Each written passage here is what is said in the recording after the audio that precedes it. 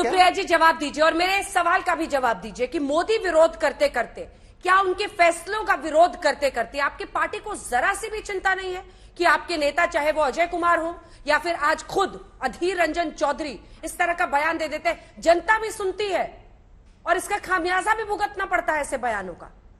क्या इसकी गंभीरता को आपकी पार्टी समझ नहीं पा रही है कि मोदी और मोदी के फैसलों का विरोध करते करते, कटाक्ष करते हुए उन पर कुछ भी कोई बोल जाता है? अगर सामने एक आदिवासी प्रथम राष्ट्रपति महिला बनी हो तो? सुप्रिया जी, आपकी जानकारी के लिए और भाजपा के प्रवक्ता के जवाब के लिए एक बात बोलनी यहां जरूरी है, और वो बात जरूरी है कि बीजेपी के एक समर्थक हैं, इनके साथ घूमते हैं, उनको शायद एमएलसी भी बनाने की बात हो रही है, राजू श्रीवास्तव जी। उन्होंने थोड़े दिनों पहले कहा था प्रेसिडेंट कोविंद जो हैं वो हिंदुस्तान की सब महिलाओं के पति हैं, उनको जेल में डालिए आप, क्योंकि वो ना सिर्फ प्रेसिडेंट कोविंद की बट हिंदुस्तान की हर महिला श्रीवास्तव का आप बयान लेकर एलओपी अधीर रंजन चौधरी के बयान को जायज ठहराने की इस वॉट अबाउटरी की चरम सीमा को हम लोग यहाँ पर सुन रहे हैं। ऑडियो डाउन कर दीजिए, मेरी भी आवाज खत्म कर दीजिए अगर इनके साथ करनी पड़े तो प्लीज एक एक बार में। मैंने उनकी आवाज एकदम मैंने रोक दिया था, नहीं आपने अपना पॉइंट रेज कर दिया, बात सुनिए प्लीज, बीच में मत बोलिए सर, मत बोलिए। वो सटायर भी करते हैं, वो कॉमेडी भी करते हैं, लेकिन ठीक है, उनका तथाकथित बयान के पार्टी ने एमएलसी बनाया ना, कांग्रेस ने तो नहीं बनाया ना। वो कह रही है, वो दावा कर रही है, मुझे पता करने दीजिए। नहीं, आप फैक्ट चेक कीजिए, अगर इस प्रकार का झूठ परोसा जाएगा, क्योंकि एक आदिवासी महिला जो राष्ट्रपति है उनका अपमान करना जायज ठहराना है, वॉट अबाउटरी की चरम सीमा है ये तो। राजू श्रीवास्तव एमएलसी नहीं है, मैं आपको कह रहा हूं, मुझे अपनी पार्टी का ज्ञान है, इनको देश का ज्ञान नहीं है। राजू श्रीवास्तव एमएलसी नहीं है, मैंने भी चेक कर लिया। अब ये क्या तरीका है भाई, एक बयान को सही ठहराने के लिए किस प्रकार का झूठ परोसा जा रहा है? और ये बहुत बड़ी पत्रकार थी, बहुत वर्षों तक ऑनलाइन फैक्ट चेक कर रहे हो। अभी बनने वाले हो सकते हैं लेकिन बने नहीं, बनने वाले का क्या मतलब है? जो एलओपी है, जो लीडर ऑफ ऑपोजिशन है, जो कहता है कि पाकिस्तान के पास भी स्टेक है कश्मीर का, जो कहता है कि पुलवामा जो है इंटरनल जॉब था, जो एलओपी है और कहता है राष्ट्र पत्नी है, उनके विषय पर बोलने के लिए कुछ है नहीं, तो आप किसको एमएलसी बनाएंगे? उनके तथाकथित बयान को आज परोसा जाएगा। राजू श्रीवास्तव बीजेपी के एमएलसी नहीं है। सुप्रिया जी, आपको अपने आप को करेक्ट कर लेना चाहिए। नो, आप करेक्ट करिए और ये बंदा करेक्ट करे, इसलिए करे क्योंकि मैंने बोला था बनाने की बात हो रही है। आप अपनी पार्टी की जानकारी हासिल कीजिए, मेरी पार्टी छोड़ दीजिए। अंजना जी, या तो आप डिसाइड कर ला लीजिए कि आप स्टूडियो में बुलाकर ये गुंडागर्दी करेंगे टीवी पर और दूसरे को बोलने नहीं देंगे, ये लगातार बोलते रहेंगे, ये डिसीजन आप बीच में मत बोलिए, बीच में मत बोलिए प्लीज शहजाद जी। ठीक है, तो उनकी आवाज नीचे की थी ना, मैंने आपकी नहीं कर पा रही हूँ क्योंकि आप स्टूडियो में बैठे। नहीं, गुंडागर्दी नहीं है, लेकिन हस्तक्षेप है, और इसका मतलब ये होता है कि वो अपनी पार्टी का पक्ष नहीं रख पाएंगे। प्लीज, ये शब्द मैंने उनकी आवाज नीचे कर दी, आपत्ति दर्ज करवाता हूँ, हो गया था कि वो विपक्ष को गुंडा मानती है।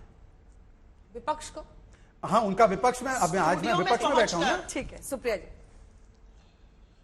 स्टूडियो में पहुंचकर हैकल करना, दूसरे को ना बोलना देना मेरे हिसाब से गुंडागर्दी है। ये गुंडागर्दी नेशनल टीवी पर बंद कर दीजिए शहजाद पूनावाला जी। मैं फिर से एक शब्द बोलना चाहती हूं और वो शब्द आपको बड़ा चुभेगा। अभी एक खटिक जी हैं, वहां पे मंत्री थे उत्तर प्रदेश की सरकार में, रिजाइन करते वो क्या बोला? दलित समाज से आते थे, मेरे साथ भेदभाव हो रहा था। स्मृति ईरानी जी से लेकर सारी की सारी फौज इनकी चुपचाप बैठी रही। क्यों नहीं बोला आपने?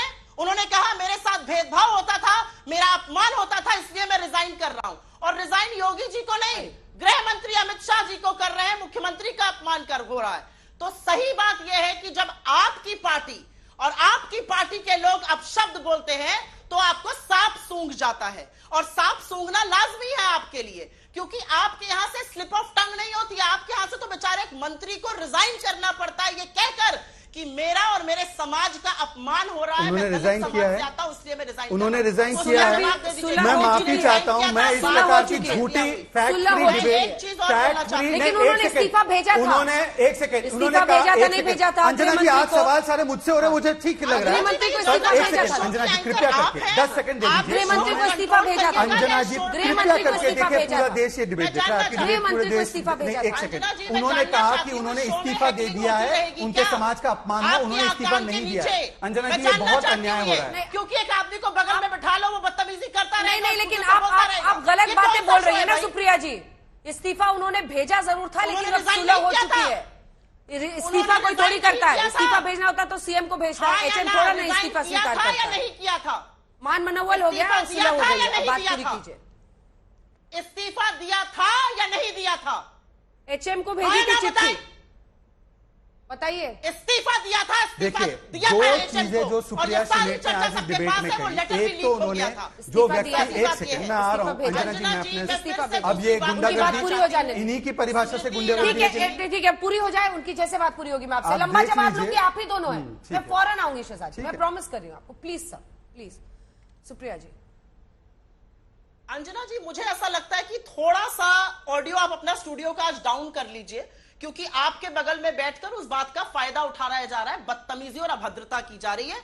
मैं भी ये दर्ज कराना चाहती हूं शो पर। मैं फिर से कहूंगी, भारतीय जनता पार्टी अपने गिरेबां में झांककर देख ही नहीं सकती है, क्योंकि अगर देखेगी तो सबसे पहले तो माफी की लाइन में मोदी जी को खड़े होना पड़ेगा। देश की महिलाओं से, विपक्ष की सांसदों से, किसी की धर्म पत्नी से, एक दूसरी सांसद से तो पहले मोदी जी को माफी मांगनी पड़ेगी, पहले तो योगी जी को माफी मांगनी पड़ेगी कि कैसे दयाशंकर सिंह को उन्होंने मंत्री बना दिया दोबारा से, एक महिला का टिकट काटकर, उनकी पत्नी का टिकट काटकर, जो अच्छा कर रही थी। ये माफी नहीं मांगेंगे। लेकिन मैं फिर से वो सवाल करूंगी, स्मृति ईरानी की झुंझलाहट सिर्फ और सिर्फ स्कैम में और अवैध बार चलाने में जो उनके ऊपर आरोप लगे हैं उसी से साफ झलकती है।